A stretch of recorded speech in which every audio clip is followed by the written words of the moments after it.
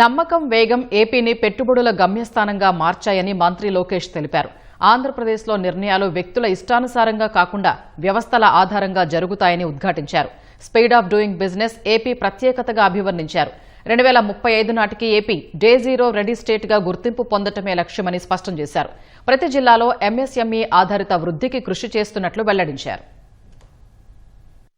Davos పర్యటనలో భాగంగా వృద్ధి వేగానికి అనుగుణంగా పెట్టుబడులు అనే అంశంపై నిర్వహించిన రౌండ్ టేబుల్ సమావేశంలో మంత్రి లోకేష్ పాల్గొన్నారు. AP is of doing business నుంచి స్పీడ్ ఆఫ్ డూయింగ్ బిజినెస్ మోడల్కు మారుతోందని తెలిపారు. సమయం ఆదా చేయడమే పెట్టుబడిదారులకు పెద్ద లాభంగా మారుతోందన్నారు. రాష్ట్ర పెట్టుబడుల ప్రోత్సాహక మండలి వివిధ ప్రాజెక్టుల పురోగతిని సమీక్షించేందుకు వివిధ శాఖల మధ్య నెలకొన్న అంతర్గత సమస్యలు పరిష్కరించేందుకు నెలకోసారి సమావేశం నిర్వహిస్తుందని వెల్లడించారు. ల్యాండ్, యుటిలిటీస్, పర్యావరణ అనుమతులు, స్కిల్లింగ్ వంటి అంశాల్లో వరుస అనుమతుల స్థానంలో ప్యారలల్ ప్రాసెసింగ్ ను ప్రవేశపెట్టడం ద్వారా ప్రాజెక్టుల గ్రౌండింగ్ కు పట్టే సమయాన్ని గణనీయంగా తగ్గించామని వివరించారు. The beauty of our great nation is that if one state starts it, rest will follow it. And I think that's going to put a lot more challenge on us in Andhra Pradesh. Ease of doing business is about getting your permissions, making the entire process a lot more easy.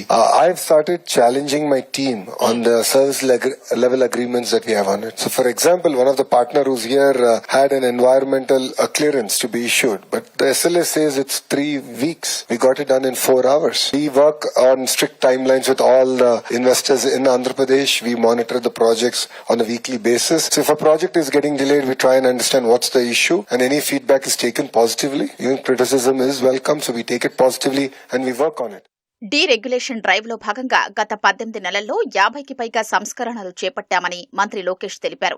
సంస్థాగతంగా శాఖలకు స్పష్టమైన అధికారాలు, బాధ్యతలు ఇవ్వడం వల్ల వివిధ శాఖల మధ్య అవరోధాలు తగ్గాయని వివరించారు. పెట్టుబడులకు అనువుగా 175 నియోజకవర్గాల్లో ఎంఎస్ఎంఈ పార్కులు ఏర్పాటు చేస్తున్నట్లు వెల్లడించారు. పరిశ్రమల్ని ప్రజలకు దగ్గరగా తీసుకురావడం ద్వారా టైర్ 2, టైర్ 3 ప్రాంతాల్లో ఉపాధి సృష్టి జరిగి వలసలు తగ్గుతాయన్నారు. విధానాల స్థిరత్వం, సంస్థల విశ్వసనీయత కలిసి దీర్ఘకాలిక పెట్టుబడులకు గట్టి భరోసా ఇస్తున్నాయన్నారు. All the investments, we're talking about X amount of dollars or Y amount of land that's required. But the most fundamental point is the number of jobs we're going to create. As a state, we're very focused upon. This is the new India. I believe that India can lead in clear sectors, and if India has to lead, states have to lead, and states like Andhra Pradesh have a very, very important role to play. And I keep telling my entire team, the group of ministers which I chair, that there is, if no risk, no reward and no story. Tech Mahindra CEO MD Mohit జోషితో మంత్రి లోకేష్ సమావేశమయ్యారు.